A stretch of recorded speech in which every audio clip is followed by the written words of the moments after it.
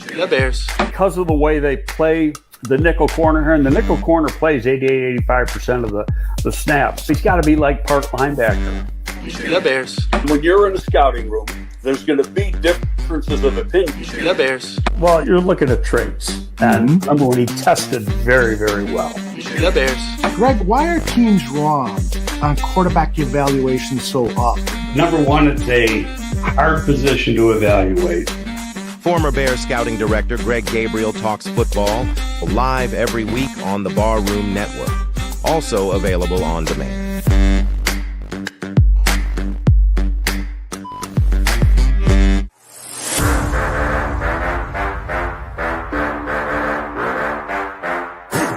Look, I think it's a good time to be a Chicago Bears fan. There's a lot to be excited about.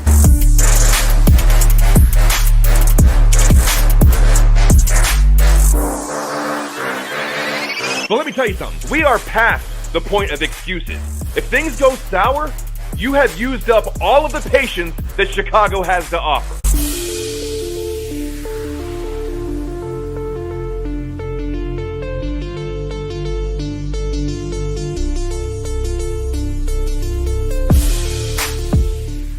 The following program is rated TV MALV. It contains strong language, violence, and nudity. It is intended only for mature audiences.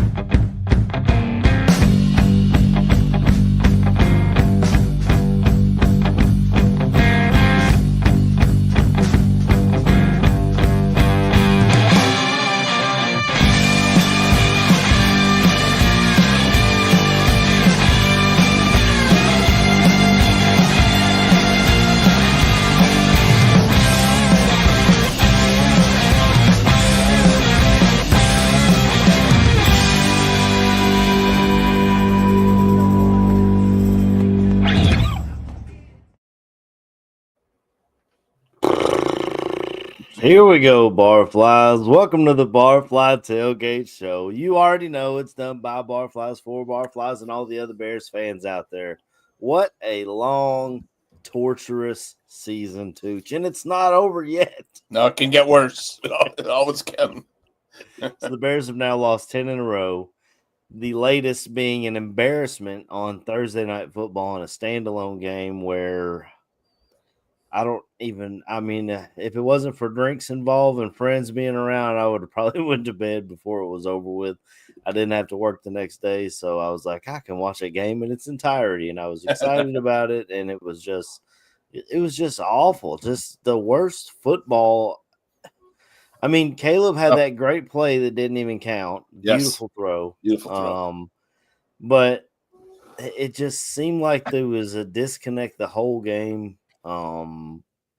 Throws were off. Of course, you had a left guard who was pulled into Curran, who I don't know why Karana Magaji. I mean, you drafted this guy third overall, third round. You don't think you could put him in at left guard to do anything? I mean, but they go with Curran, and but I mean, we jumped on a 4th and inches. Like, I don't know, man. So basically, I talked to Such that night. I said, we're not going to stay up all night doing a post-game show or anything like that. We'll enjoy our Christmas, and we'll come in Sunday, and we'll kind of do almost a season recap because, I mean, we still got one game left. But, I mean, if the Packers win today or maybe even if they lose today, they might be locked into their playoff spot. So who even knows?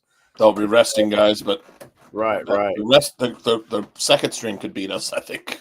Yeah, well, Don Burst says, let King Poles cook. Yeah, he's trolling. He's no, trolling early. He's absolutely right, though. Yeah. Well, enjoy your offensive coordinator while you can, and maybe if we get rid of Poles, he'll bring a front office member from the Lions as well. But the Lions is what gives me, because everyone was chanting "sell the team." That's the overarching thing. That's the big news. That, the McCaskies have been bad since they took over, and you would think at some point in their lives, they would learn something about football to be able to put something decent on the field for more than one season. Yep.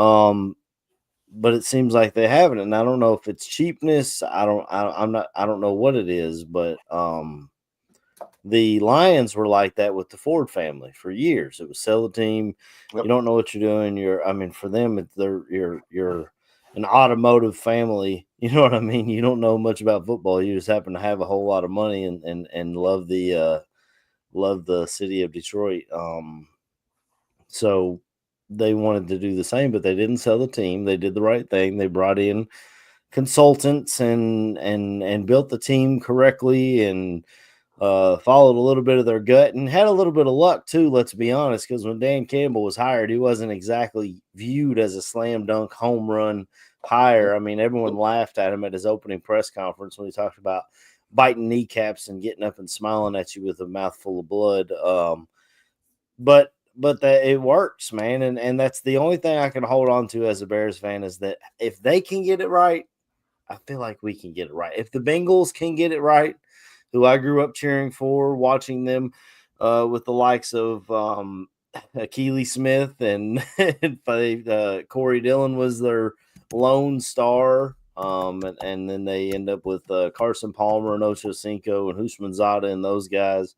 But if they can luck into Joe Burrow and getting it right, it gives me a little bit of hope, Tooch. It does. I don't know if it'll happen this season, and I don't know if we have the pieces in place right now. I'm all the way out on Poles at this point because the more I look at his moves, the worse they look, man. I mean, they talk about us fleecing the Carolina Panthers in that trade. We have a higher draft pick than them now. It's so much for fleecing. I mean, Bryce Young looks good. They went and got the right head coach, it seems like. Yep. Coaching matters. That's all I can say. Absolutely. Let me see. Okay. We haven't had a good coach here since Lovie Smith. I mean, I have some notes on this.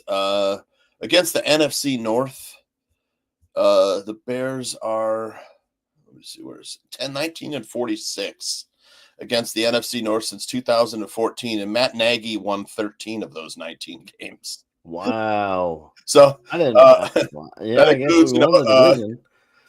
Outside of Nagy, Trestman, Fox, Eberflus, and Brown are 6-35 against the NFC North. 6-35. It's weird because with Trestman, we all knew it was wrong. Right from the gate. It didn't look right. It didn't sound right. He didn't sound like the leader of men. I know that gets thrown around a lot, but you could see it. You could hear it when he talked to you. It sounded like he was talking about a math equation. He said right from the gate, we're going to have a team that's undisciplined. Isn't that what he said? Something about – he said it wrong. He said we're going to have a team that's undisciplined and selfish or something like that. Yeah. But John Fox, I had high hopes. I mean, he had a history of he took two franchises to the Super Bowl. We haven't hired a veteran head coach since John Fox. Yeah, I mean, we've been giving guys their first try. Well, I mean, that kind of leads you into what we're looking at this offseason. Do you go with Ben Johnson, the first-time guy, the head coach in waiting, who everyone says is the right answer, Matt Nagy, the guy who flexed his muscles at Soldier Field, let's be honest, and had a fake fumble for a touchdown. I mean, he was flexing on us a little bit there, but or do you go with, of course, Mike Vrabel's the hot name. You hear about the Patriots possibly moving on from their guy and grabbing Vrabel. Ohio State's even in the mix if they were to not win a championship. I've heard even the Raiders are kind of for Vrabel. Brady. Ohio State want to hire Vrabel, former Ohio State Buckeye. It's speculation from the media. Sure. It's not reported. That's their job. And then And then this week, Pete Carroll's the name that gets dropped. Says he's Exactly. interested in the Bears job. And that's a guy who, for his fault at the goal line, trying to throw the ball in instead of running it with beast mode. He's a guy who never had a season where he lost or where he didn't win at least 7 games. Kind of molded his offense around the pieces that he had. I don't know. At 73, I worry about that because you want a guy for long term, I think. And I don't know if he's really a long term answer. But the way he was able to mold his offense around Russell Wilson, around beast mode when he had him, he built, he had that defense really humming. I mean, the leader of boom. I loved what Richard Sherman said about him on Thursday night. Yep. But yeah, I mean, it just leads you back into that. Like, are we going to go with another first time guy, or are we going to go with a guy who's been there and done it before? But have we put ourselves into a position where a coach can demand a bunch of things, maybe some personnel control or bringing his own personnel guy? I think we're in that position where I think we are. It just depends on, do the McCaskies think we are? Because that's who's writing the check. Yeah, or Kevin Warren. Does he want to? I'm also out on polls. I've been out on polls for quite a long time. I have some graphics of his draft we can get into. The thing with Ben Johnson is he'll probably demand his own personnel guy that he can work with, maybe some control over the roster personnel, and anything in polls would be gone, which is fine with me. As far as hiring a veteran head coach, I mean, it's hard to get away from the feeling that hiring a veteran coach would be like a stepping stone to another coach. But definitely the chance on Thursday night. Right now, I'd settle for a coach that could manage the clock because that last drive was ridiculously stupid. 2 blown timeouts, poor clock game management. The offensive line missed I'm sick of seeing Larry Borum miss 2 guys, 2 blitzers coming and miss both of them. I just, and then Caleb takes a lot of blame. It's a shame that I think we have a good quarterback with the right coaching staff, and we made the horrible mistake of not putting an offensive line in front of him. Absolutely. Which is, to me, that's the straw that broke the camel's back on the season, and why I'm out on polls. It's like, he's a former offensive lineman. Right. Is he that stupid to not know? I mean, we have let me flash some shit up here because I'm getting pissed off here. But you get what you pay for. Yeah, I was gonna say I just saw this. Yeah, second cheapest O-line unit and most sacks taken in the NFL. Why are we arguably we were set up with some of the largest cap space in the NFL for a while there. This GM did the least amount with arguably the most cap space in history almost of general managers. You know what I'm saying? Mm-hmm. We had a ton of cap space. He did absolutely jack crap with it. He told if you look at the offensive line, someone laid it out. You had the game that we played Thursday was even worse than usual, but you had what was Larry Borum, 5th round pick maybe? Yeah, he was a Ryan Pace pick. So your left tackle was a 5th round pick. Yep. Your left guard was an undrafted free agent. Your center was an undrafted free agent who you picked up off free agency from the Rams, which I don't know if they wanted Ryan Bates to be that, but he wasn't. He's not healthy. Your right guard, you had, who do we have at right guard this week? Matt Pryor, who was a guy, a free agent. I don't know what his draft status was. And then you finally have he's like a 5 or 6 year veteran, Matt Pryor. You have a 1st round pick at right tackle who's been fine, and he might be really good if he had some pieces. The only guy, but we have no idea. The only guy worth keeping on the line, probably. I got some notes on Tevin Jenkins. So that last game against the Seahawks was Tevin Jenkins' 22nd missed game in a 4-year career. He's played less than 75% of the offensive snaps in 16 other games. So, I mean, a lot of, you hear the saying, best ability is availability. Yeah. Tevin Jenkins doesn't have that ability, as being available. So, I mean, his contract's up. He'll be gone. I love the guy. I love the personality. I love the what do you call it? The ferociousness that. He's got nasty when he's out there. Yeah, he's got nasty. Yeah. But Yep, the tenacious. But he just can't stay healthy.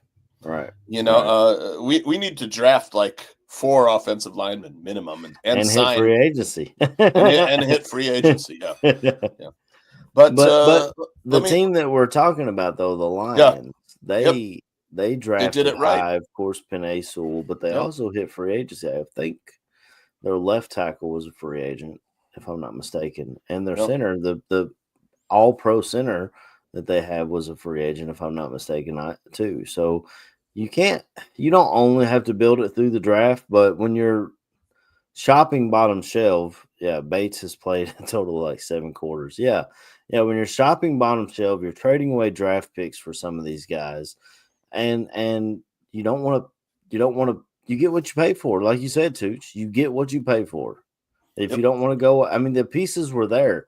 Tyler Biadasz, who's the center in Washington, he was a free agent. Yep, you chose not to go there. You had 2 top centers in the draft that you chose not to go with. One of them is in Pittsburgh, balling out. The other, I can't remember where he went. Maybe New York, if I'm not mistaken. But you had choices. You have places to go, but you chose. And I don't want to bitch about Rome Odunze because I think it was a good pick. If you just had the pieces in place to make that. I argued with Jordan on I wanted Brian Thomas Jr.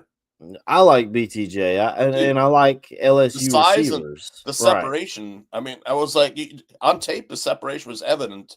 He and I talked offline. I love Jordan, love him to death. He was like showing me some tape of Rome Odunze in like blanket coverage. He's like, "This is NFL open." I'm like, I sent him back Brian Thomas Jr. with 5 yards on a guy. I'm like, well, what's this then? You know? Yeah. Like, in the SEC. In the SEC, man. Yeah. So, I mean, I wanted Brian Thomas Jr. I love the size. I love the speed. I thought maybe his hands weren't as good as Odunze, but shit. I mean, he's torching NFL defensive backs. Yeah. You know, he's and Ladd McConkey. You watched Ladd McConkey yesterday? I love Ladd. He went over 1,000 yards yesterday. I watched Ladd at Georgia. I mean, he beat Kentucky by himself 2 years in a row. Like, it was that we focused on Brock Bowers, trying to cover Brock Bowers. So they bracketed him, and then here goes Ladd McConkey. I was like, who's this other white dude they got? And he just NFL so bloodlines. And it's ironic to bring up the Chargers. That's a guy that the Bears were not interested in. Thank you, Kevin Warren. Kind of gives me pause about him choosing our next one because he uses past experience to pull upon, apparently. And then on top of that, Ladd McConkey, that was the New England Patriots draft pick. Yep. They traded out of that, and the Chargers Chargers traded up and grabbed him. A Patriots wide receiver. Yeah. And they got a number 1 wide receiver, 1,000-yarder with that pick. 1,000-yard wide receiver with that. So, look, Jim Harbaugh came in, took a 5-12 team to the what are they, 10-5 now? 10-5, and they clinched a playoff spot yesterday against the Patriots. Of course, I mean we made the Patriots look like, you know, the world beaters. Yeah, we made the Patriots 19-9, and they sacked us 9 times. You know, they couldn't get to Herbert at all day yesterday to throw. You know. But you know, you give Justin Herbert time like that, you know. And you know, Jim Harbaugh, they plucked a veteran coach. He brought in a veteran OC in Greg Roman, and they drafted well. You know, they signed a running back that was coming off an injury, took a chance, and I'm sure Harbaugh saw him play in the Big Ten. Yep, yeah. Picked up JK, took a chance on him. He missed like 3-4 games, but for the most part, he was pretty much a workhorse for them. Then you know they had Gus Edwards. I mean, both their starting running backs at spent times injured. And they'll probably have to address that position. Well, it's like they asked Jim Harbaugh, "What are you going to do for Justin Herbert?" I mean, we watched Justin Herbert go through coaches. You know, he went through who was the first guy they had in the Chargers. He was only there for a year.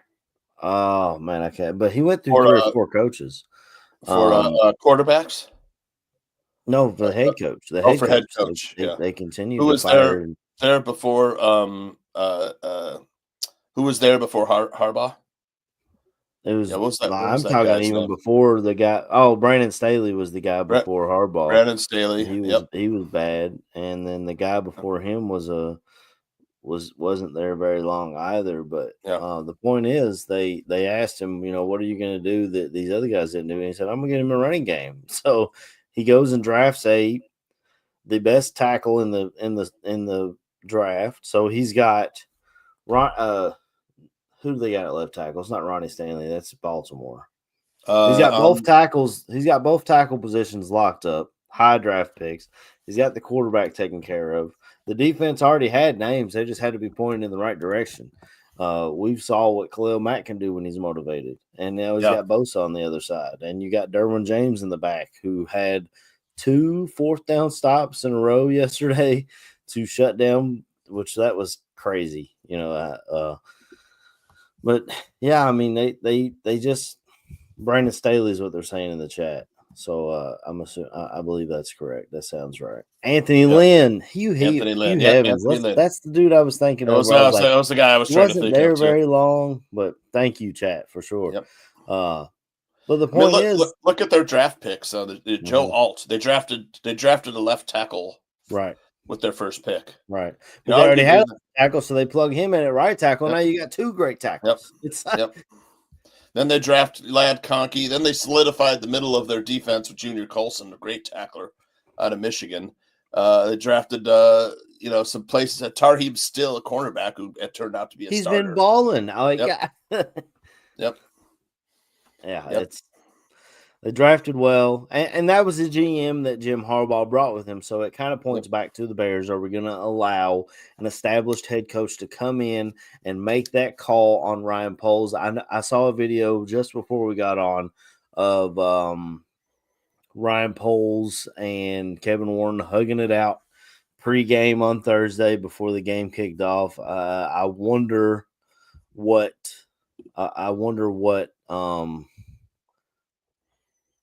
Anthony Lynn was in he Detroit. was. Yeah, that's after he left. Yeah. Yep. But my point was, Don, as I was saying, that there was a history of where Herbert was kind of starting to get looked at as, is it him or is it the coach? You know what I'm saying? Because when they were starting to lose coaches, they were wondering if it was, is this guy looks really good, but is he really good? But he's obviously really good. And I completely lost my train of thought. Completely forgot what I was talking about before that. Oh my God. Yeah. Boy. Yeah. I mean, look, over the holiday, I felt like the NFL was kind of pushing games on viewers, maximizing their advertising revenue. I thought it was kind of an overkill of games. The quality went down. We got a 6-3 ball game with the Bears, on Amazon Prime. I tried to return the game. I didn't like it. I tried to see if Amazon would take my money back. The wrong item was sent. Right.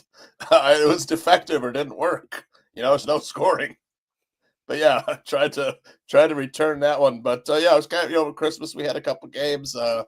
Thursday we had games. Saturday yesterday I was trying to watch some college football too, but geez. Well, it's kind of a detriment to the Pop-Tart Bowl that the Bengals and the Broncos decided to give us a hell of a game. That was a really fun game to watch. They were going back and forth. And I know we're going to hear a lot of, we could have had Bo Nix and picks, blah, blah, blah. You wouldn't have had Sean Payton, though. Like it didn't. Bo Nix is good, but he's great because of Sean Payton, because he literally fit the mold perfectly of Drew Brees, and Sean Payton saw that and he plugged him in. And Bo Nix, he played college for 8 years. He played like 100 college games. I don't know how many games. Every defense. He's not Mitch Trubisky playing 13 games. And you're drafting him second overall. Just for reference, folks. Yeah.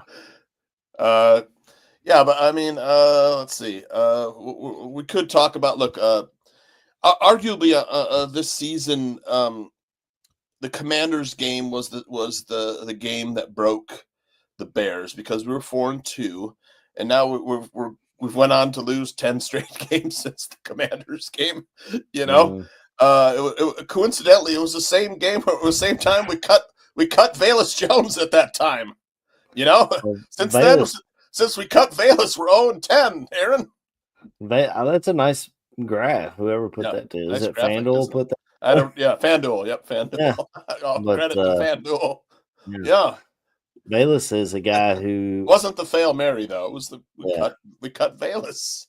Valus can't get on the field in Carolina either, and they have Xavier Legette, and that's about it. I mean, Jalen Coker was a guy we interviewed on Barroom. Aldo interviewed him. He's from Naperville, my hometown. Nice. You know, it was a guy that Aldo wanted on the Bears. So a good player, man. Good player. The Bears don't want Naperville guys. I mean, that's why they didn't call Sean Payton. Jaden Reed, Sean Payton. I know, right? The guy, Naperville, the football factory. Yeah, looks like it. Yeah. Right. But with the Commanders game, the Commanders game, we've lost 10 since the Commander. The fail Mary was, the players staged a mutiny. This is our season in a nutshell. The players staged a mutiny against their head coach. Ryan Poles watched the head coach that he selected. I think it was his guy. I don't think Ryan Poles is that smart to think even if it wasn't his guy, he doubled down on him in the offseason. Yeah, he doubled down on him in the offseason. Right. Since then, they staged a mutiny. Then they've sucked. Thomas Brown, arguably he was set up to fail because you put him. You just promoted him to offensive coordinator. Things started to look good, but Eberflus could not manage a game, calling defensive plays, and the reason why we know he was calling the defense is because Eric Washington's terrible, man, terrible defensive coordinator. So I mean, the coaching staff that was put together, arguably the worst in the NFL. Well, I was pulling for Thomas Brown when he's given the job. But he manages the clock like Eberflus. He manages the clock awful, but he also was like, we're not going to reinvent the wheel. I got 5 weeks left. It's not like he had the whole offseason to put together. He's stuck with the bad roster under him. He didn't have a whole offseason to get his offense installed. He had to take a broken offense and try to duct tape it back together and put up 3 points on Thursday night against Seattle. I mean, the defense did everything they could to keep the. Well, here's the real problem, though. Trapper-Keep was correct. We got a female running back coach. I mean, you start right there. Shut it all down. The Bears are into hiring, for diversity. This dude can't be serious, man. What does their gender matter? It's a coach. Can the coach tell you how to coach, or can they not? I don't care if it's an alien. If they're the best coach for the job, then fine. But my eyes tell me different. That the coaching staff just isn't that good. I mean, I think it all starts with the offensive line. I think that's the bottom line. It's the O-line is awful. It's a huge part of it. Caleb is making mistakes. Absolutely. I think he's seeing ghosts out there. But if people are already calling him a bust, like, come on, dude. What are you even watching? The O-line's awful. Keenan Allen was on his way to a Hall of Fame. All of a sudden, he has 2 or 3 drops a game that is like unexplainable, where the ball hits him right in the hands and he just drops it.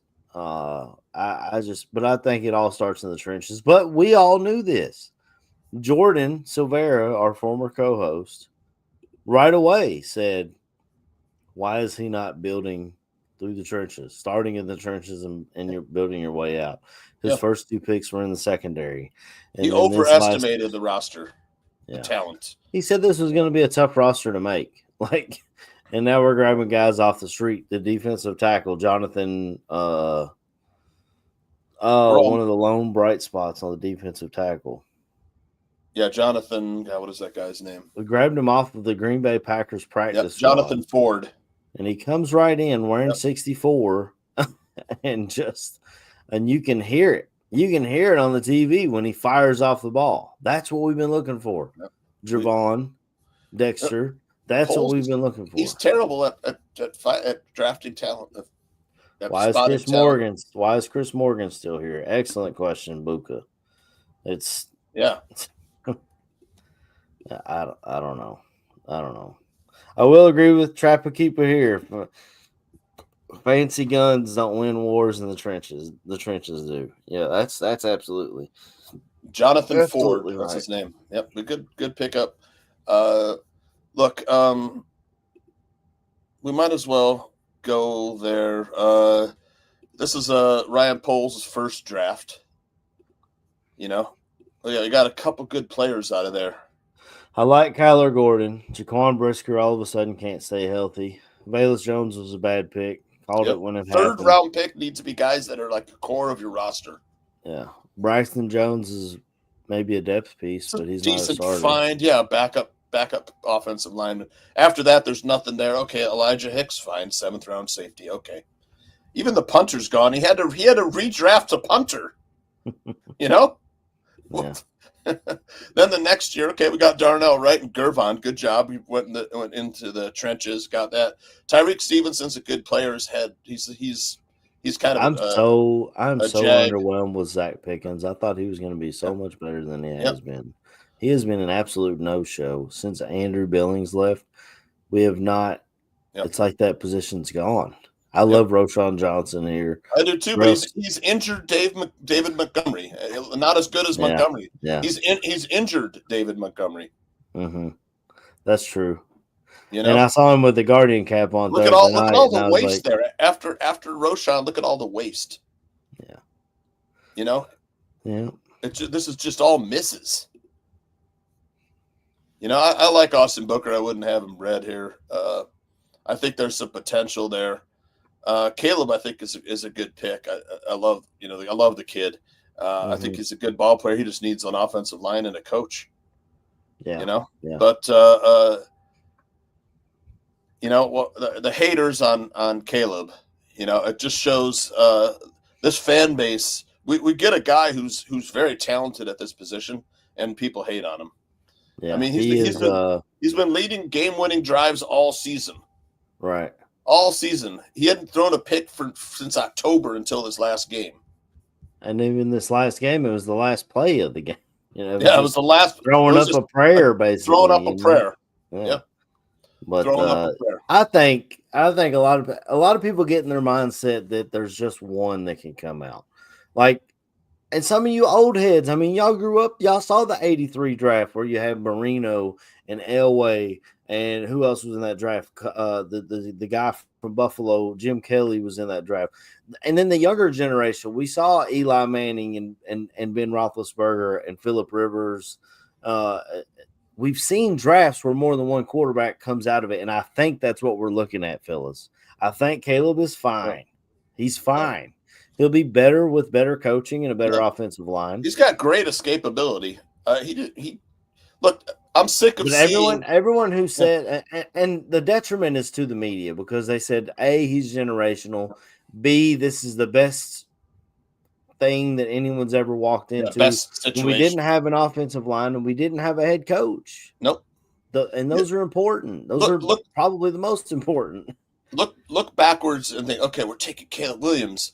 We're going to have Matt Eberflus develop him.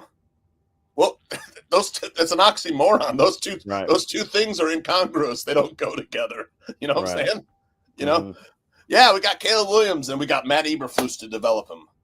Right. You know, it's like Eberflus should have been fired. If you're taking Caleb Williams, Eberflus should have been gone. And that was a mistake on Poles. You know, because now Poles is probably going to be gone. But if he wanted to save his job last offseason was the time to do it by firing Eberflus and hiring somebody. They could have hired Ben Johnson last year. And a lot of people, even Trapper Keep, was saying, you know, Dunze was a horrible pick. We should have went with hogs, not pieces. But the only offensive lineman that was left when we drafted Odunze in the first round was Olu Fashanu, who didn't really see the field for a bad Jets team. And then when he did, he got injured. Like, he might be good, but I don't know for sure. I know Barlissimo is a huge component of Olu Fashanu. That's who he called prior to the draft. That's who he wanted. So I can't say revisionist history on that one. But I don't know what he is. Where was Fautanu picked? Bioton. It was I know after Odunze, no? I'd have to go maybe. back. I was thinking of Joe Alt, obviously. Speaking of Jesse Baralissimo, Latham I'd went rather have before. Baralissimo drafting than Ryan Poles, to be honest. Buddy, I'd rather have myself drafted. When I look at my, I know, right? I've already been doing mock drafts. Oh, we got the 7 pick now. Let me look at last year's draft class overall. Yep. This is great radio. Odunze was 9 after us. Yeah, Olu was 2 picks after. Let me see here. On 11th, Olu Fashanu was, and then Bo Nix at 12, Brock Bowers at 13, Fuaga for the Saints was picked at 14. Yeah, Fautano was picked 20th by the Steelers. Ryan Thomas Jr. at 23. He's a starter for the Steelers. I mean, the Steelers are.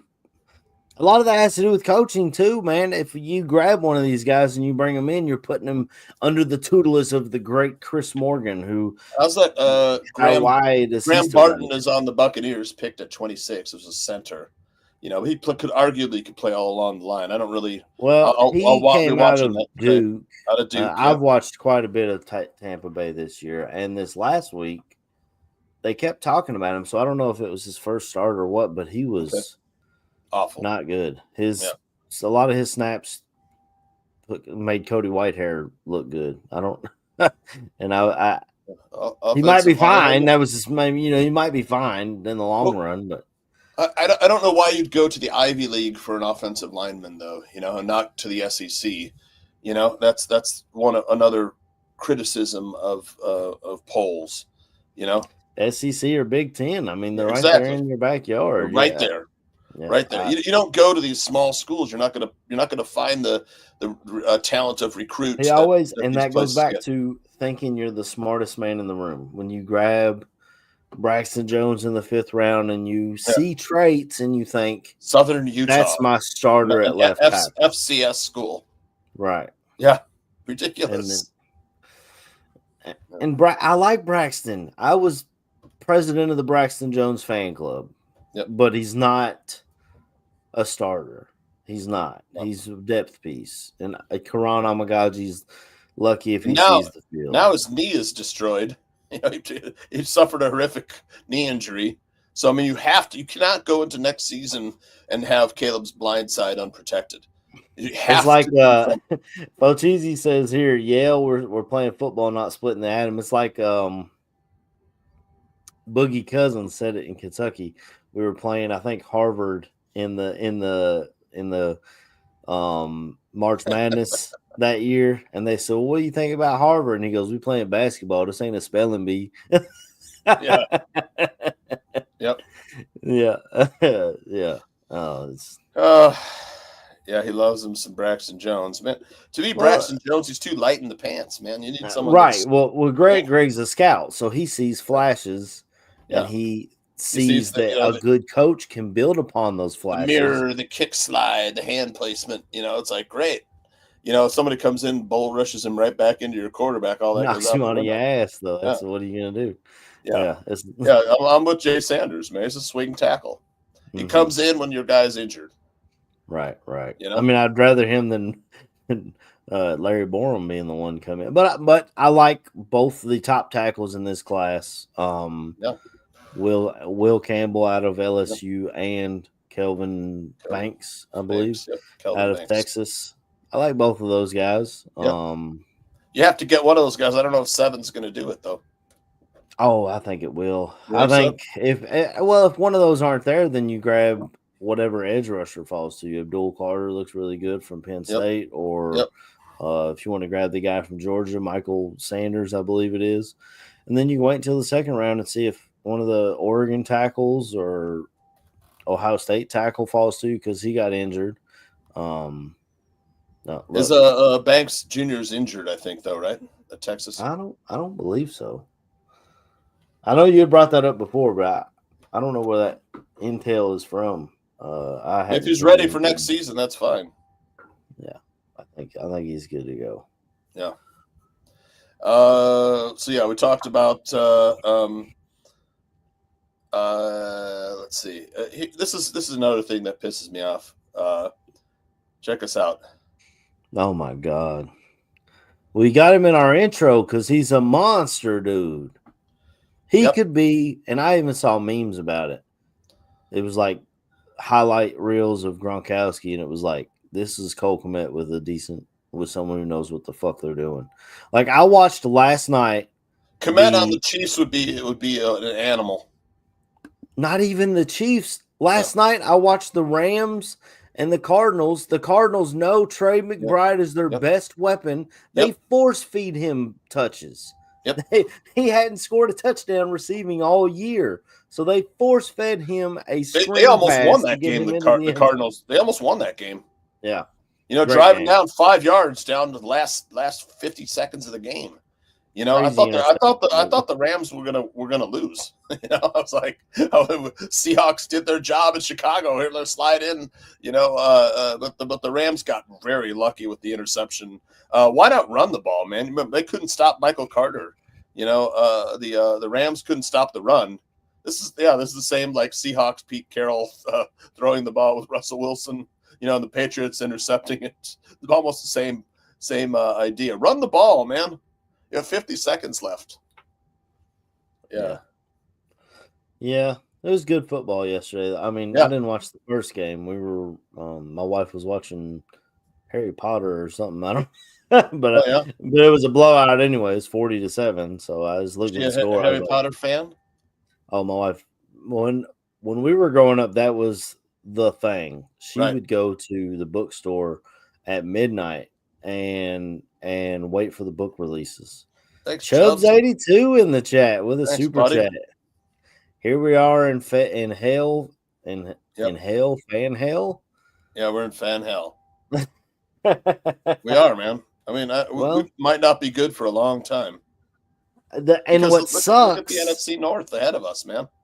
But not only that, what sucks is this is a bad year to be bad. Yeah. We have 4 wins and we have the 7th overall pick. Yeah. Yep. Last year, if you had 4 wins at this time, I think you were the Cardinals may have been there 3rd overall or something. Like, Yep. And the Giants arguably will have the first pick. Did you see Shedeur Sanders wore New York Giants style cleats yesterday in his bowl game, and then proceeded to play like a New York Giant? He got his ass kicked.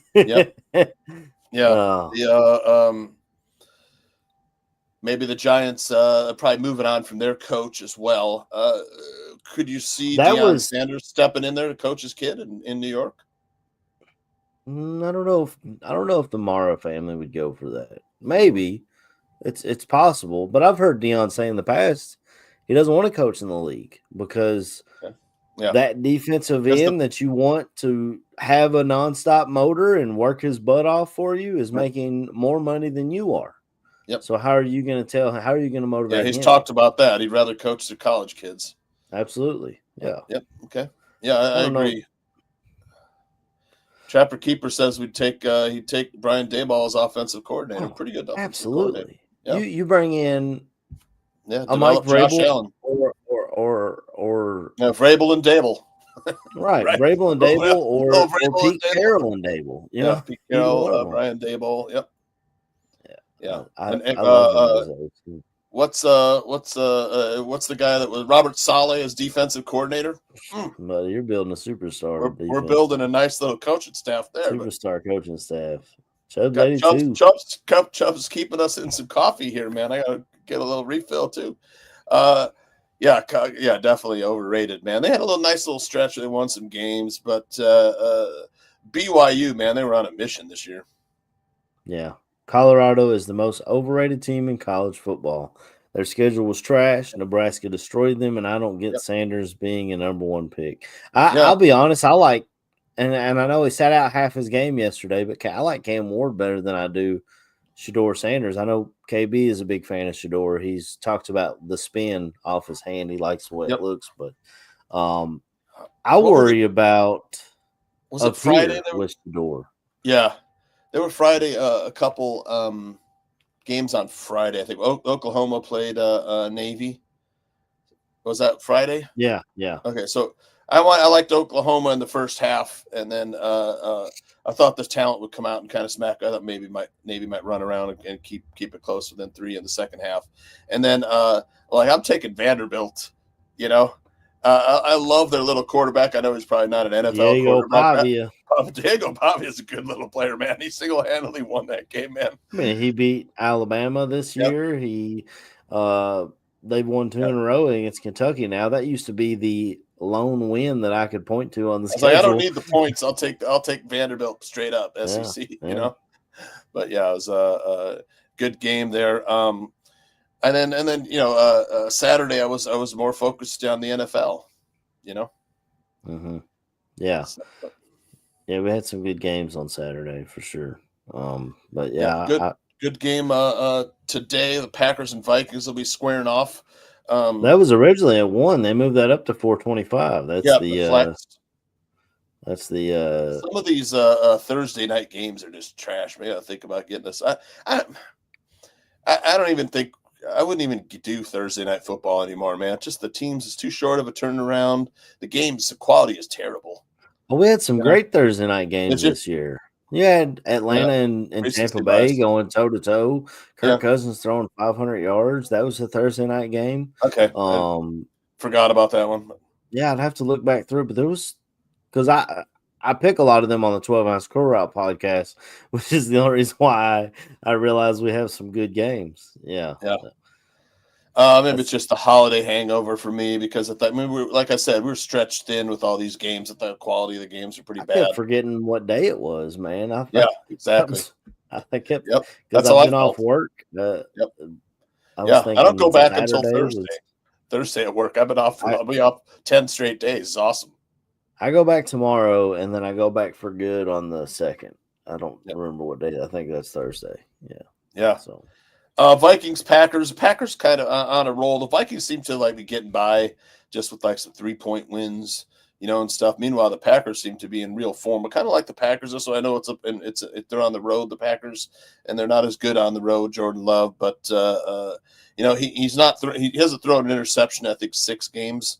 Love, but before that, he was good for a pick a game. They've really straightened it out a little bit, here with Jordan Love. Who do you like in this game? I kind of like the Packers. That's in Minnesota? Yeah.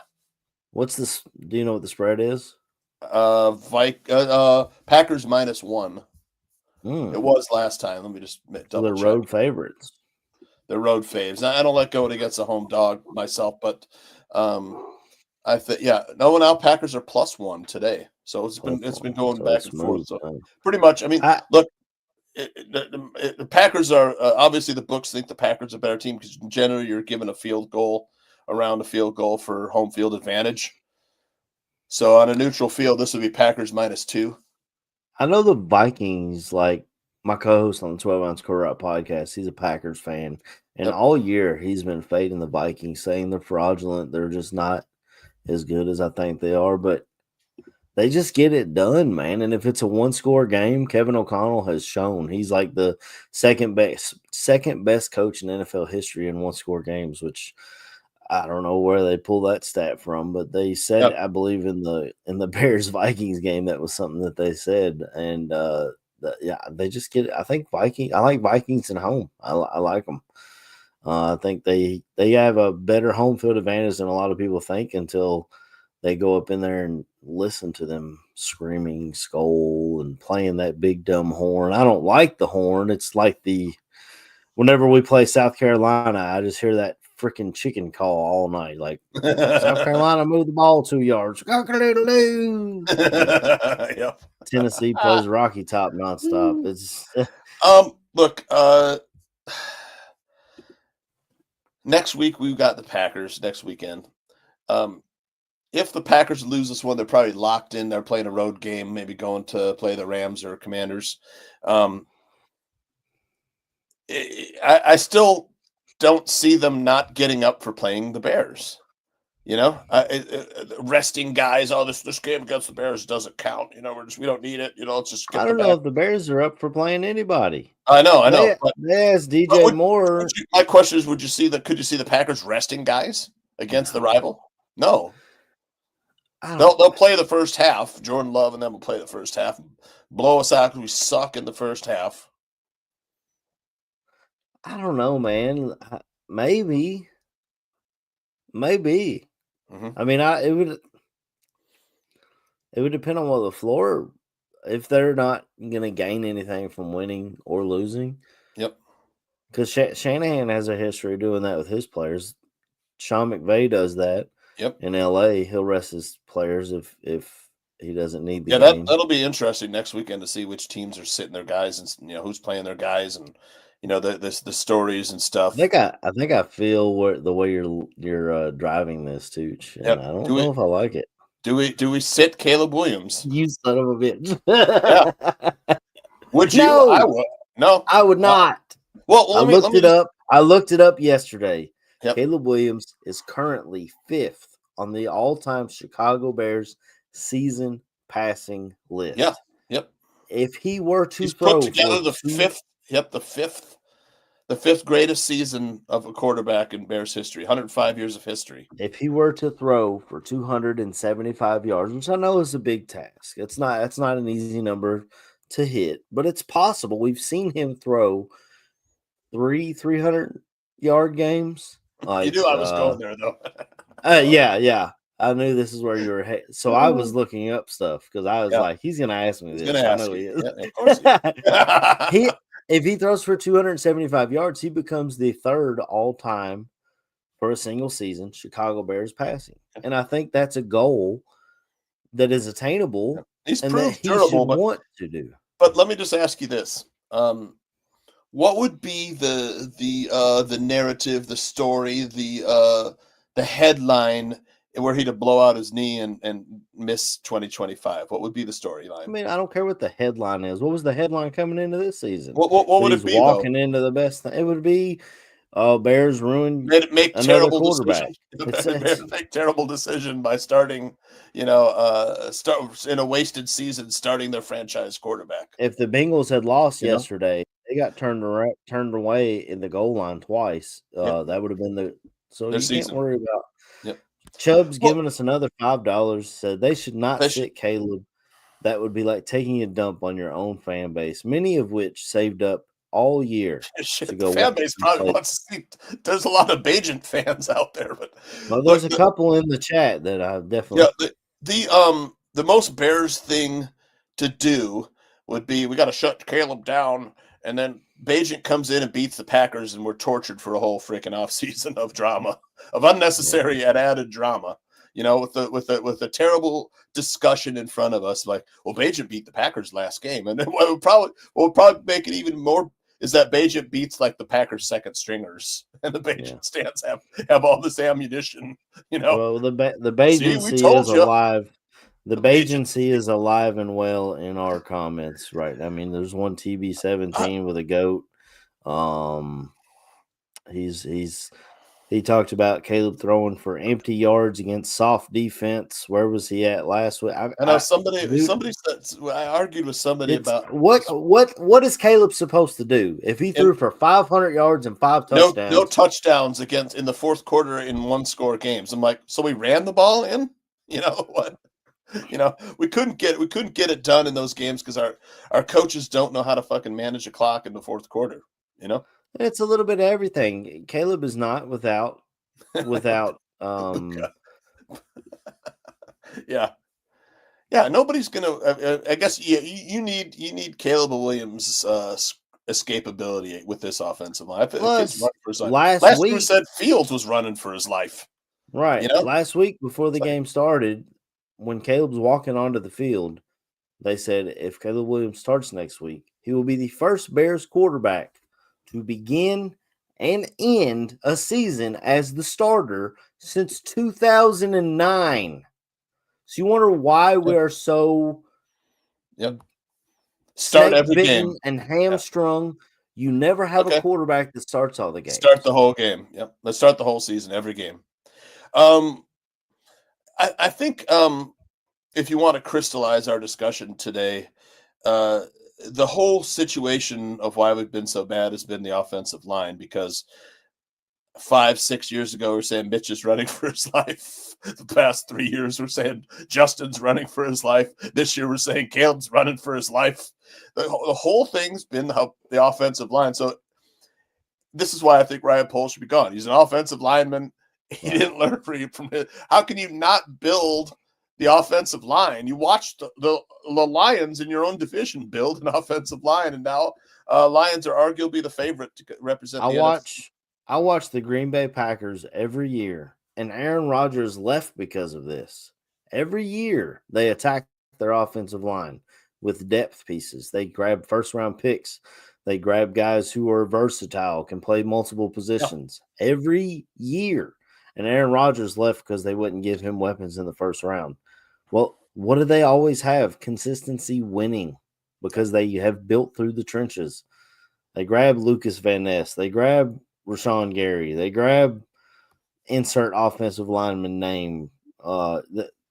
They build their trenches. And then they say, we can grab a Jalen Reed in the 4th round. We can grab Romeo Dobbs in the 5th round. Yeah, they took an offensive lineman in the 1st round, the Packers. Yeah. Yep. Jordan Morgan. Last year they took the guy from Arizona. Yep. Yeah.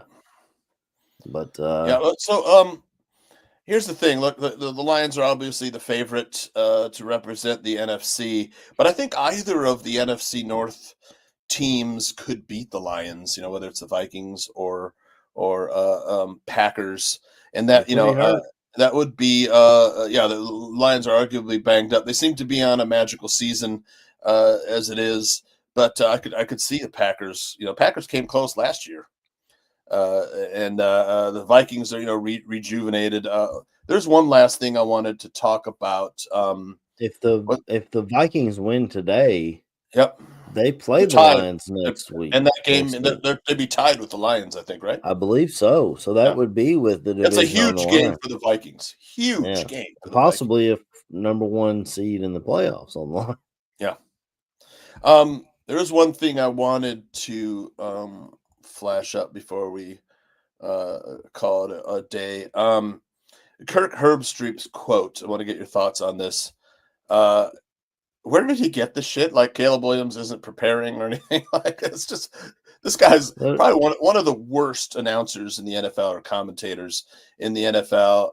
How about him preparing for this? This has never been out there. It's like he said, and he even says that I'm not suggesting he's not preparing all those little things that makes the great quarterback special. Pulling it out of his ass. And then then you look up at Minnesota. Oh, well, Sam Darnold's waited for 8 years to be Mr. Preparation for the Vikings. It's part of the media bias against Caleb that I really have a distaste for this season, Aaron. There's people in our chat that have, I guess, seen this and ran with it. That play was rolling to his left and firing that one in there that was negated by a penalty. Do people not see that play? I know it's like they just some of these plays. If you don't like something, you're going to look at everything you can to negate it. Yep. Chubb's 82 again with another $10 today. Merry Christmas, Chubbs. We should let Allen go. We should sign the number 1 center, the guard from Kansas City, the left tackle from Baltimore, and then draft an edge in the 1st round and another guard in the 2nd. Allen, who's Allen? Keenan Allen, I'm assuming. Oh, Keenan Allen. Let him go. The guard from Kansas City is Trey Smith, who from Tennessee, arguably drafted by Ryan Poles because he was the director of college personnel at that time. So he was the guy who would have scouted this guy, which is what gave us wanted to get him. Left tackle from Baltimore, I didn't realize was a free agent. Ronnie Stanley, from former Notre Dame player, I believe. Yep. So maybe you can talk him into that. And then to draft an edge in the 1st round, if you're giving me Abdul Carter, if you can trade down and grab Pierce from Tennessee, he's pretty good too. Or even the guy I like the guy from Georgia, but I'm biased, I think. But I'll take any of them. He didn't put it. Sounds like Chubbs has got a better plan than old Poles he has. Look, I don't know why at this point you would let Ryan Poles be involved in any coaching search if you're not satisfied with his 3 first drafts with the Bears. Arguably, I flashed them up there. I'm like, they're not good drafts. Right. I think arguably our chat room could do better than Ryan Poles did in the draft. You and I could probably draft better. Well, we do a mock draft every year, and I'm pretty happy with the way it lands. Even his free agency players have been more misses than hits. Bottom of the barrel, trying to not pay guys a lot. Yeah, it's not. Yep. He saved us from salary cap hell. We were in with Ryan Pace, but he's put us back in salary cap hell as well. I had a graphic up there where he had $68 million tied up in 5 players, like Keenan Allen, Ryan Bates, Nate Davis, Montez Sweat, and Tremaine Edmonds. Yeah, I mean that's Tremaine Edmonds and Montez Sweat. Okay, fine. But the other like almost Nate Davis is dead cap definitively, and then Ryan Bates saw 75 plays at all this year, maybe. Did he even play that much? I don't know. He didn't play that much. Yeah, 5 series. Well, yeah. I know he's getting a lot of hate for drafting a punter in the 4th round now, but he's arguably been the MVP of this team. He's arguably been the best player we've had. Yeah. And I get that punters is a luxury pick, but Ryan Holes on your roster. I'm with you, Grizz. I am with you. Yeah, Keenan Allen. Was it worth a 4th round pick? That's debatable. But a veteran wide receiver who's savvy can really help a young quarterback, and he's been. I think he has. Blanket. Yeah, he's been great for Caleb. That was okay, but the offensive line was the cardinal sin. Right. It was. It was a terrible offensive line. You threw never attacked it. Yeah, you threw a 3rd round pick a Yale offensive lineman. It wasn't ready. I know he's a project, and Greg Gabriel says he was never supposed to see the field. But you know how NFL is, man. Injury attrition happens every year. You have to have a better plan in place, especially at the offensive line, especially when you draft a rookie quarterback. It's like ridiculous. Right. I mean, I love Caleb Williams. I'm sorry. I think this kid in the 4th quarter, you don't mind having this kid. You feel like within a 2-minute drill, he can take you down and get you the win.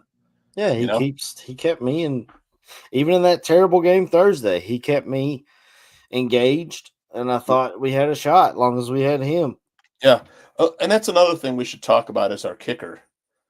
Because it's twice that we have been around 55 plus, and I don't know why we're paying a guy this much if you're not going to take a chance. And that series arguably was terrible. We could have tried to get I know it was 3rd and 20. We ran a 2-yard crossing pattern to DJ Moore on 3rd and 20.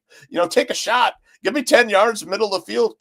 Run up there, spike the ball, and get the field goal to tie the game. The last drive, they blew 38 seconds from one play to the next. Yes. Let the clock run, didn't call a timeout. He said that he got hit in the eye. He said throat. Throat. Okay, he said he got hit in the throat. He's not the only one that can call timeout. You got we talked about it with Eberflus. He should have called timeout. Yeah, what are you waiting on? Yeah. That leads me to believe that they might be telling him, you're not calling timeouts. We'll call the timeout. I think they are telling Caleb. I think so too, but I mean, because he should do it anyway. Remember the first time it happened, he said, well, maybe when I'm. Yeah, I left it up to the coaches, he said, in so many words. There's another. After that, they ran 3 plays, deep balls. Yeah. You needed 5 yards for a field goal. At least get that first, or try. They didn't run the ball once, and it was all deep ball shots. It doesn't make sense. And the Detroit Lions grabbed Bates from the UFL, who is a nails knockdown kicker. Yep. And so the guys are out there, and I like Santos. He's a good. He's reliable from 45 and under. Exactly. No, these days in the NFL, you got to be able to hit 55 to 60 consistent. Yep. With a high percentage. Or your position that's got to be looked at. I forgot what Caleb Williams was asked again after the game if he heard, what was it? They talked to him about him hearing the of the Boo Birds at Soldier Field, and he said fan frustration goes back way more than that, and I've been here. And he got a lot of flack for saying that, but because if you translate it, it's like, hey man, they sucked before I got here, bro. Right. But he did say, I'll take the heat for it, and that part of his quote got clipped a lot. Was taken. You have to have context with it because he's done a good job with the media, I think, and handling the adversity. I think he's handled it pretty well for a rookie. Yeah, I heard CHGO talking about that particular clip, and Herb Howard, who I respect a lot, and I love his work. Said, this ain't the right look, Caleb. But I feel like that's how I would answer that question. Look, they sucked before I got here. No lies detected. Right. I was put into a not good situation with a bad coaching staff and no offensive line. They weren't ready to win as we thought they were. What do you want me to do? Unless he turns into Tyson Bagent overnight, that might make a couple of people happy. But for the most part, I don't know what they expect him to do. He holds on to the ball a little too long. Yeah, I think he has the 4th slowest release in the NFL. But look at some of the other. Joe Burrow and Patrick Mahomes are right there with them, same time. Jalen Hurts what's the holds difference? onto the ball longer than him. Yeah, longer. What's the difference? They have offensive lines, right? Those teams have the Kansas City Chiefs offensive line is fantastic. Now but the referees are on the Chiefs payroll. They sure are. I was watching that game on Christmas, and I watched the Steelers run in a touchdown to make it like 13-7 or something. Oh, here comes a flag. He was holding. I was like, come on, man. Make it more obvious if you can, please and thank you. The Buffalo Bills offensive line is pretty darn good too. But one thing the Buffalo Bills you talk about a GM rebuilding something, they let go Mike Morse, their starting center. They let Ryan Bates go. They let go, I believe, one of their tackles. That they rebuilt that offensive line this last offseason. Yeah. Josh Allen, look, he's arguably the front runner for NFL MVP with Lamar Jackson. And if you were talking NFL MVP, you're kind of more of a Lamar guy, I think, right? I love Lamar, and what he does for the Baltimore Ravens is fantastic. But I think what's the key in Baltimore? What do they do differently this season? They have a good offensive line, of course. They run the ball, but they signed a real threat at running back. You got to stop this guy. That's opened up Lamar's game much. They talked about that as well on CHGO. Carm brought that up and was like, we paid Swift more than they paid Henry. And they were like, yeah, but how are you going to talk Derrick Henry into coming to Chicago behind this offensive line? No chance. It's not like they're 1-1. No fucking chance. But look, one guy we did have a shot at, Caesar's got Saquon up here. This is a guy who the Bears, they went to a certain point with him with Philadelphia, and Philadelphia outbid them. Philadelphia, again, the offensive line is there, and Saquon was a cherry on top. You looked at the offensive lines. Mm-hmm. Again, that's the whole theme is that the Bears, and before your time at 85, we had a freaking awesome offensive line. All those guys across the Bears offensive line in 85 were all arguably could have all played in an all-star game. You had great players, man, along the offensive line. Even the center Hilgenberg, Van Horn, Tom Thayer. That was a freaking amazing offensive line. You talk about the Bears defense and stuff. Bears offensive line was amazing. That's why we were 15-1 that year. We have to get the offensive line right. That's mission one. Coach an offensive line. If we don't do that next season, if we don't do anything to fix the offensive line, we have to get a new coach because Thomas Brown isn't the answer. He's not ready. We have to get the offensive line in shape, or it's going to be another year of 4-13. Yeah, and it just it just sucks because the rest of our division's so damn good that Yeah. even if you make, but I mean, the Lions dealt with that. Not really with us, but with Vikings and Packers standing in their way. Trying to think of some other division.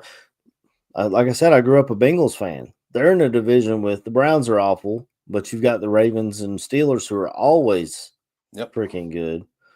So, I mean, you just we gotta make moves, man. That's the bottom line. If free agency hits and I don't start seeing offensive linemen, or even before, when the quote unquote tampering period hits, and I don't see offensive linemen flying into Chicago to be talked to, I'm going to be highly upset because it's obviously the problem.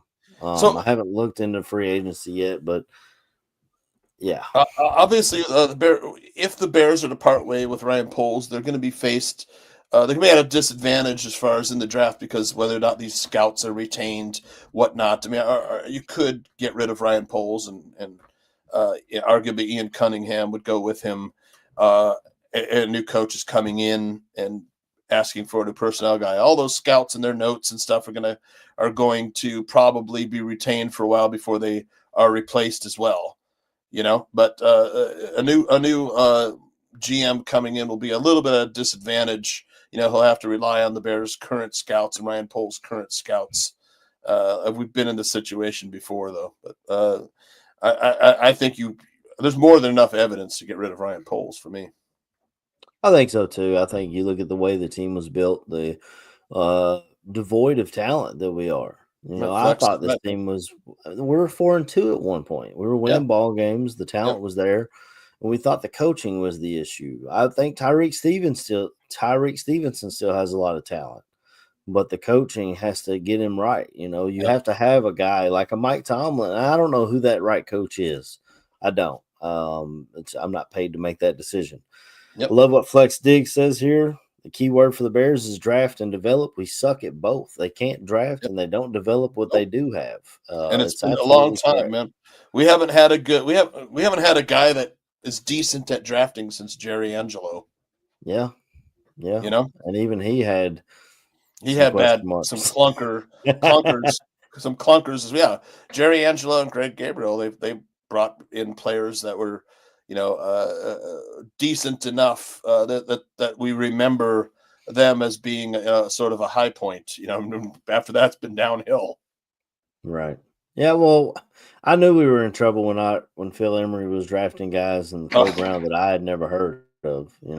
Brutal. I just Phil Emery was awful. Yeah, he did pick Kyle Long though. That was a decent pick. Yeah, but that was a gimme pick. You know what I'm saying? Like same way with Poles. We end up putting him at Kyle Long should have been a left tackle. He had the athleticism. Instead, he was inside playing guard where his legs and ankles and shins and knees were getting stepped on, inside. Did you see the video he put up on his ex? Yeah. Yeah. And somebody was like, "Oh, we know you did stuff like this in the pile," and he went off on that guy. It was like, there's zero. No, this never happened. Yeah. I didn't know it. But you got a Goon and Toot show today, or actually just Adam Sham and I are taking care of fantasy football Goon final week. Congratulations. Tell your boy Adam Sham. Yep. Tell your boy Adam Sham to chill out. Me and him are in the championship for the Ballroom League. He needs to just chill. Is he he's you're leading, I think, right? I think I'm leading right now, but he's got Josh Allen still to go, and I'm like, I'm so terrified that Josh Allen is just gonna run a roughshod on the Jets defense. The weather is terrible up there in New York, so you might have a chance. Look, the Jets. I mean, the weather might help you out there a little bit. Jets. Well, he's talked about possibly benching Josh Allen because he thinks he might be hurt, but his backup is Jaden Daniels against Atlanta's defense. So I'm like, that doesn't help me much, brother. I'd be starting Jaden Daniels in this one, man. He might throw him in at the last trash. So awful. So bad. Trash. Yeah. Yep. Yeah. But, let's see what else. Congratulations to the Goon, Joe Mandel, who welcomed his second child, a baby girl, to the world on just a couple days ago. It was like a day after Christmas. Oh, wow. I think, that poor kid is going to have to grow up and get one less Christmas presents for a birthday present. Right. Yeah. My brother, his Yep. birthday was the 21st. Shit. So he knew the pain growing up. Yep. Next weekend we're here for breaking down Packers Day. Yeah, I mean, we'll be here. I don't know how much. We didn't do much breaking down today. We did a lot more complaining. Yeah, well, I mean, it's been weird because we can't break down the Seahawks ahead of time. You know, we could talk about it, but I mean, with no touchdowns scored, you know, Caleb was running for his life. I don't know how many sacks there were in the game, but I'm just sick of it. You know, all the sacks. You know, giving up. Well, I mean, if we come A lot in of here them are next Caleb's Sunday and we come in here next Sunday and they say Tyson Bagent's starting, then we'll have a different spin that we can put on the show, and some of our fans in the chat. I'd be a little more happy with that. interested. You know, I know if they say, "Oh, we're going to rest Caleb," we don't want him to lose 2025, and I agree that going for the records are important too. The season. That's my biggest thing. Is Yeah, you're right there. You're I'm able okay to be with top it. 3 all time. You know, I if you just have a like good game. I'm risk averse. You know, Yeah. risk management is in my nature. But if they were to start Tyson Bagent, I'd be watching. I don't think he'd do very well against the Packers defense, to be honest. Pretty good defense this year. Yep, pretty good defense. Packers, Vikings. You like the Vikings? I kind of like the Packers in this one. I don't know. I think the Vikings won in the first game, right? Yeah, Vikings won. won. The Vikings won in Lambeau. What was it? Let me just check real quick here because I have it was in Green Bay. The Vikings won 31-29. You know, of course, that was September 29th, so it was a while back. They're two different teams now. Green Bay has, you know, won 5 of their last 6, and Minnesota is on a freaking 8-game winning streak. You know, I mean, they really haven't played many good teams. You know, in their 8-game winning streak, the best team they played is Seattle. You know, Indianapolis, maybe. I mean, before that, they lost to Detroit and the Rams. You know, and then they rattled off eight straight victories against sub 500 teams, except for the Falcons. The Rams are a team to watch. You know, if they get hot, I like their pieces. Yep. Matt Stafford's great. I said this on Weekend Sports Betting Tips. The one team that teams don't want to play are the Rams. Although, I mean, they didn't look that great yesterday. You know, they're a little banged up, but they won. What I was surprised by was their home field advantage. Usually when you see a Rams game or a Chargers game, you're hearing opposing fans. The Rams fans came out. I don't know if it was because it was Christmas week and they were on vacation out there or what it was, but they were out there in droves and they were loud for sure. But we'll get on out of here and try and get people ready for their fantasy team. And we'll come back next week and we'll talk Bears Packers and talk about the offseason some more. I'm sure something. Look, we're going to hear a bunch of names that are interested in the Bears job because it's a good job. I mean, you've got a franchise quarterback. You feel like you've got some pieces here. You just have to fix the trenches. Any smart coach is going to be like, I need my own personnel guy that I can work with. I ain't working with this guy. He can't spot talent. Look at his drafts. That's true. You know? I could point to that very easily and say that. And if Kevin Warren, you could easily flash those 3 graphics up there, you know, to Kevin Warren and be like, what the hell? Yeah, get rid of this guy, you know? Right. But if Kevin Warren sticks with him because that's his buddy, then you're opening up a whole nother can of worms. Yeah. Like, get to work on that stadium. The Minnesota stadium looks beautiful. Let's get to work on the build Bears something like that in Arlington Heights and sell the team or get working on it, you know. And arguably they could build the stadium and then sell the team and really skip make out even more money. Even more money. $10 billion. Yeah, you could even sell the team and retain the land and the casinos, restaurants, and bars, and shopping district that you're going to build in there. Yeah, I don't think the McCaskies are going to be hurting for money, and that's another thing. George McCaskey likes to act like he's one of us, bro. Yeah, I know, right? Riding around in his scooter, in his box Chevy, whatever he drives, little red pickup truck. No. Exactly. Anyway, like, the video, please. We have over 200 listeners right now. If you all give us a like, we'd appreciate it. It helps with the algorithm. Comment. The chat room is good. You want to hit shout outs? I guess we'll hit shout outs, and then I was trying to close this out. Go ahead and hit your shout outs. Shout out to the goon Joe Mandel. Congratulations, him and his wife. Very Catherine.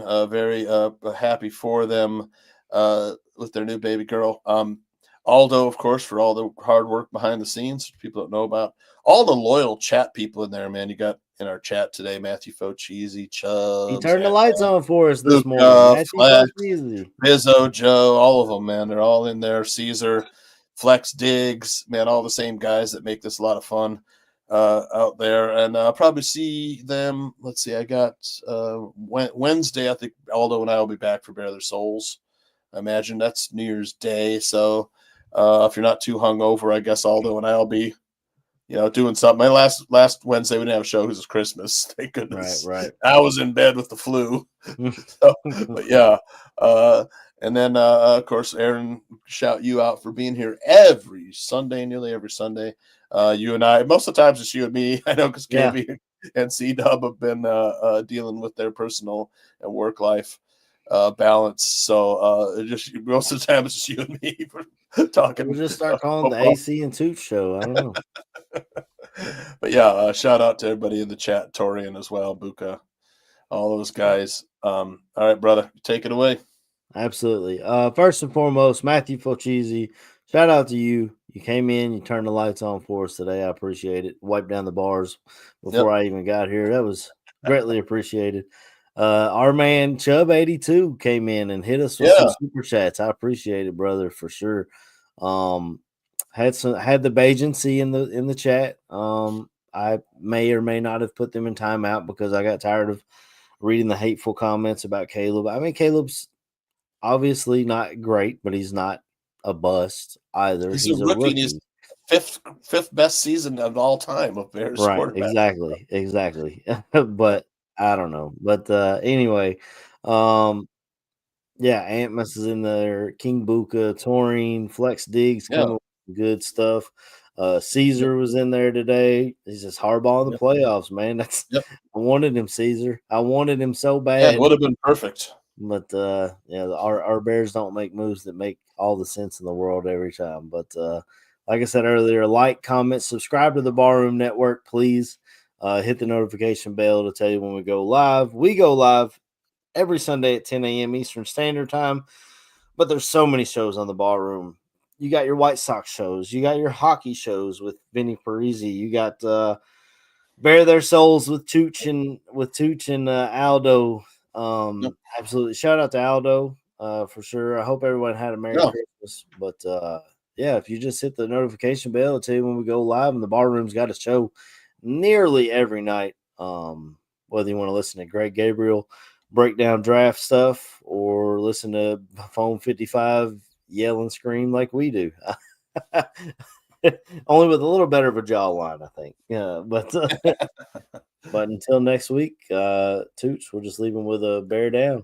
Yep, I'm gonna head over here and have a good New Year's. All right, bear down, brother. All right, you too.